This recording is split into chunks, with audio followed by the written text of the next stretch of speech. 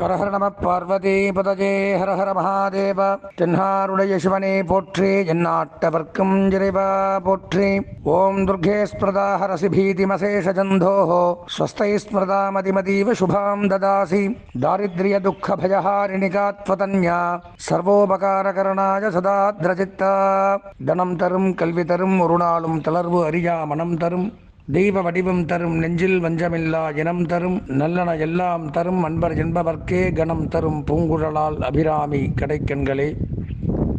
எல்லாம் வல்ல உமையொரு பாகனுடைய பெருங்கருணையினாலே அன்பார்ந்த எங்களுடைய நேயர்களுக்கு உங்களுடைய ஜோதிட ஆச்சாரியர் ஜோதிட குரு சிவஸ்ரீ டி சரவணமாணிக்க சிவாச்சாரிய சுவாமிகள், முதல்வர் காஞ்சி காமகோடி பீடம் வேத ஆகம பாடசாலை சங்கரமடம், அடியனுடைய ஆசீர்வாதங்கள் மற்றும் பணிவான வணக்கங்கள். தற்சமயம் நாம் காண இருக்கக்கூடிய நிகழ்ச்சி அப்படின்னு பார்த்தோம்னால் வார ராசி பலன்கள் அப்படிங்கிற தலைப்பில் மங்களகரமான 2021 ஆண்டு பிளவ வருடம் ஆகஸ்ட் மாதம் 2/8/2021 முதல் 8/8/2021 வரைக்கும் இருக்கக்கூடிய இந்த வார தினங்களில் 12 ராசிகளுக்கு உண்டான சுப அசுப பலன்கள், சந்திராஷ்டம தினங்கள், வணங்க வேண்டிய தெய்வங்கள், அதிர்ஷ்ட எண்கள், அதிர்ஷ்டமான வண்ணங்கள், திசைகள், இதெல்லாம் பற்றி பார்க்க இருக்கின்றோம். அதுபோக இந்த வார விசேஷ தினங்கள் அப்படின்னு பார்த்தோம்னால் 2/8/2021 அப்படின்னு பார்த்தோம்னால் திங்கட்கிழமை ஆடி கிருத்திகை. ஆடி கிருத்திகை அப்படின்னு சொல்லக்கூடியது முருகப்பெருமானுக்கு மிகவும் உகந்த தினம். ஆடி மாதம் அப்படிங்கிறது தேவலோகத்தில் தேய்பிறை இருள் பொழுது. அந்த மாதத்தில் முதலாக வரக்கூடிய 6 மாதம் இரவு, 6 மாதம் பகல், 6 மாதம் தேய்பிறை, 6 மாதம் வளர்பிறை.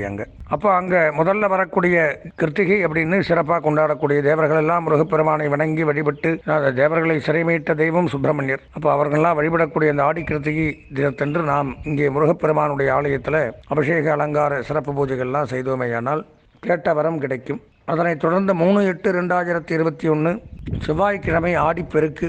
ஆடிப்பெருக்கு அப்படின்னா இந்த பஞ்சபாண்டவர்கள் போரில் வெற்றி பெற்ற தினம். அன்றைய தினம் நாம் எந்த ஒரு காரியம் செய்தோமையானால் அந்த காரியம் மிகச் சிறப்பானதொரு செம்மையான ஒரு வெற்றியை தரக்கூடிய தினமாக முன்னோர்கள் கருதுகிறார்கள். 4/8/2021 புதன்கிழமை தேய்பிறை ஏகாதசி, மகாவிஷ்ணுவை குறித்து வழிபட வேண்டிய தினம். 6/8/2021 வெள்ளிக்கிழமை கிருஷ்ணபக்ஷ பிரதோஷம், தேய்பிறை மகா பிரதோஷம், சிவபெருமான் வழிபாடு செய்வது உத்தமம். 8/8/2021 ஞாயிற்றுக்கிழமை ஆடி அமாவாசை. அமாவாசைங்கிறது மிகச்சிறப்பு. அதிலும் தட்சிணாயனத்தில் வரக்கூடிய ஆடி அமாவாசை பிதர்களுக்கு காளி வழிபாடுகள், மாந்திரீக உபாசனைகள், மந்திர ஜபங்கள் வாங்குவதில் இதெல்லாம் ரொம்ப சிறந்த தினம் ஆடி அமாவாசை. அந்த அன்னைக்கு நம்ம காளி மற்றும் பிரத்யங்கரா, சூழினி, துர்கா, வாராகி இந்த மாதிரி அம்பாளுடைய உக்ர தெய்வங்களுக்கு அந்த ஆடி அமாவாசை அன்னைக்கு நம்ம சிறப்பாக பூஜை ஜபங்கள் ஹோமங்கள் இதெல்லாம் பண்ணணும்னா வேண்டிய வரங்களை அடையலாம். மந்திர சித்தி அப்படிங்கிறது இந்த ஆடி அமாவாசை அன்னைக்கு உண்டாகும்.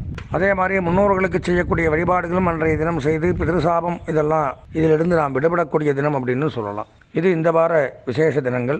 இந்த வார சந்திராஷ்டமம் அப்படின்னு பார்த்தோம்னால் துலாம், விருச்சிகம், தனுசு, சித்திரை, சுவாதி, விசாகம், அனுஷம், கேட்டை, மூலம், பூராடம், உத்திராடம் ஆகிய நட்சத்திரத்தை சேர்ந்தவர்களுக்கு இந்த வாரம் சந்திராஷ்டமம். அதனால் இந்த வார இந்த நட்சத்திரக்காரர்கள் இந்த வாரத்தை முக்கியமான பணிகளை தவிர்த்து இறை வழிபாடு மேற்கொள்வது அப்படிங்கிறது மிகவும் அவசியம். இதனைத் தொடர்ந்து நாம் 12 ராசிகளுக்கு உண்டான பலாபலன்களை காண்போம்.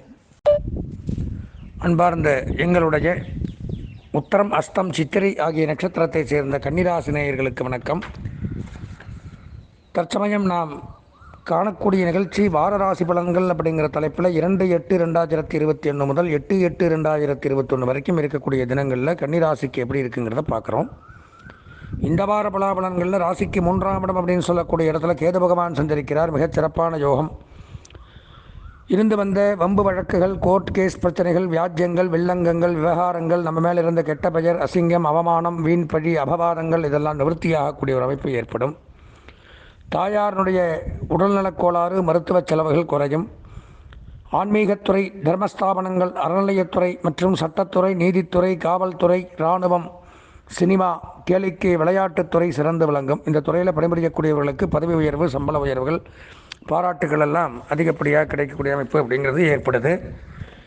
ராசிக்கு 5ஆம் இடம் அப்படின்னு சொல்லக்கூடிய இடத்துல பூர்வ புண்ணியஸ்தானம் வலுப்பெற்று சனி பகவான் வக்ரகதியில் இருக்கிறதுனால மிகச்சிறப்பு. வம்சவிருத்தி ஏற்படும். நிரந்தரமான இடம், பூமி, மனை, வீடு அமையக்கூடிய அமையும். நிரந்தர தொழில் அமையக்கூடிய அமைப்பு. பேச்சினால் பல காரியங்களை சாதித்து கொள்ளக்கூடிய அமைப்பு. உடன் பிறந்தவர்களால் உதவி. நண்பர்களால் உதவி, இந்த மாதிரி பலவிதமான நன்மைகள் ஏற்படும். வாகன சம்பந்தமான தொழில் பண்ணுறவங்க, வாகன வியாபாரிகள், வாகன பணிமனை வைத்து நடத்தக்கூடியவர்கள், ஓட்டுநர்கள், நடத்துனர்கள், போக்குவரத்து கழகங்களில் பணிபுரியக்கூடியவர்கள் மற்றும் டூர்ஸ் அண்ட் ட்ராவல்ஸ் வச்சு நடத்தக்கூடியவர்கள், இவங்களுக்கெல்லாம் யோகங்கள். இரும்பு தொழில் சிறந்து விளங்கும். ஃபேக்ட்ரி, ஃபவுண்ட்ரி, இண்டஸ்ட்ரீஸ், தொழிற்சாலைகள், இயந்திர சாலைகள், மில், இந்த மாதிரிலாம் வச்சு நடத்துகிறவங்க, அதில் பணிபுரியக்கூடியவர்களுக்கு நன்மை கூடுதலாக கிடைக்கும். ஆயில் சம்பந்தமான தொழில் பண்ணுறவங்க, எண்ணெய் வியாபாரிகள், பெட்ரோல் பங்க், செங்கல், மணல், சிமெண்ட், ஜல்லி, கற்கள், ஸ்டோன்ஸ், கிரானைட், மார்பிள், இந்த மாதிரி வியாபாரம் பண்ணுறவங்களுக்கு கூடுதல் நன்மை அப்படிங்கிறது ஏற்படுது. 6ஆம் இடம் ரிணம், ரோகம், சத்ருஸ்தானத்தில் குரு பகவான் வக்ரகதியில் அடைஞ்சிடறாரு. அதனால் திருமண பேச்சு தடைபடும், குழந்தைகளால் பிரச்சனைகள் உண்டாகும், திருட்டு பயம், அக்னி பயம், பொன் பொருள், ஆடை ஆபரணங்கள் விரயங்கள் ஏற்படும். அழகு சாதன பொருட்கள், ஃபேன்சி ஸ்டோர், சலூன்கள், உடற்பயிற்சி நிலையங்கள்லாம் வச்சு நடத்துகிறவங்க கொஞ்சம் எச்சரிக்கையாக கவனமாக இருக்க வேண்டிய ஒரு அமைப்பு. ராசிக்கு 9ஆம் இடம் அப்படின்னு சொல்லக்கூடிய இடத்துல ராகு பகவான் சஞ்சரிக்கிறது மிகவும் சிறப்பு. யோகங்கள் அதிகரிக்கும். வெளிநாட்டு தொடர்புகள் நன்மையை தரும். ஏற்றுமதி இறக்குமதி தொழில் லாபங்கள் ஏற்படும். வணிக வரித்துறை மற்றும் சிறு குறு வணிகங்கள், மளிகை, பால், மருந்தகங்கள், உணவகங்கள், சிற்றுண்டி, காய்கறிகள், இலைகள், புஷ்பங்கள், பழங்கள் வியாபாரம் பண்ணக்கூடியவர்களுக்கு யோகங்கள் அதிகரிக்கும். 11ஆம் இடம் லாபஸ்தானத்தில் பார்த்தோம்னா சூரியன், புதன். அரசுத்துறை, அரசியல்வாதிகள், அரசு பணியாளர்களுக்கு நன்மை சற்று கூடுதலாக கிடைக்கும். அரசு பதவியில் இருக்கிறவங்களுக்கு பதவி உயர்வு, பாராட்டுக்கள் கிடைக்கும். தகப்பனார் வழி சொத்துக்கள் நன்மையை தரும்.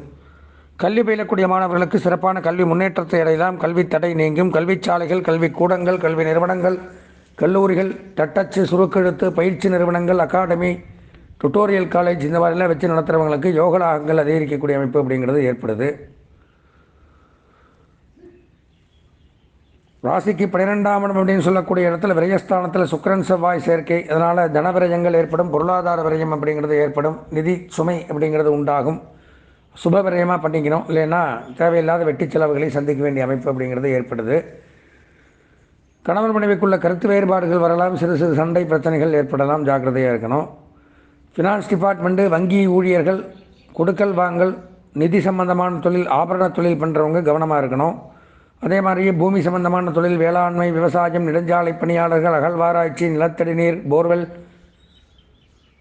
மருத்துவர்கள், மின்சாரத்துறை, ரயில்வே, காவல்துறை, ஆராய்ச்சியாளர்கள், கட்டுமான பணியாளர்கள், இவங்கெல்லாம் இந்த வாரத்தில் கொஞ்சம் கவனம் தேவை. பொதுவாக கன்னிராசி அப்படின்னு எடுத்துட்டால் இந்த வார பலாபலன்கள் ஒரு 70% நன்மைகள் அப்படின்னு சொல்லலாம். இது கோசார ரீதியான பலாபலன்கள். இது போக அவர்கள் சொந்த ஜாதகத்தில் பலாபலன்கள் வேறுபடும், மாறுபடும்.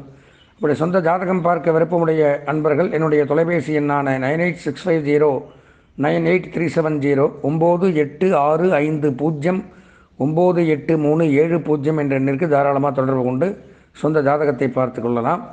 கன்னிராசி நேயர்களுக்கு இந்த வாரம் அதிர்ஷ்டமான வண்ணம் பச்சை, அனுகூலமான திசை வடக்கு, அதிர்ஷ்டமான எண் 1, வணங்க வேண்டிய தெய்வம் மகாலட்சுமி. மகாலட்சுமியை வழிபட்டு இந்த வாரத்தை இனிமையான வாரமாக மாற்றிக்கொள்ள ஆசீர்வதித்து விடைபெறுகின்றேன். நன்றி, வணக்கம்.